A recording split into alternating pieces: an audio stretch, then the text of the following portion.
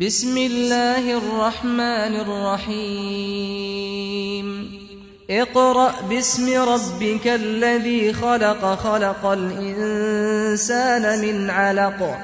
اقرأ وربك الأكرم الذي علم بالقلم علم الإنسان ما لم يعلم كلا إن الإنسان ليطغى أن رآه استغنى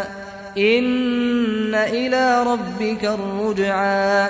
أرأيت الذي ينهى عبدا إذا صلى أرأيت إن كان على الهدى أو أمر بالتقوى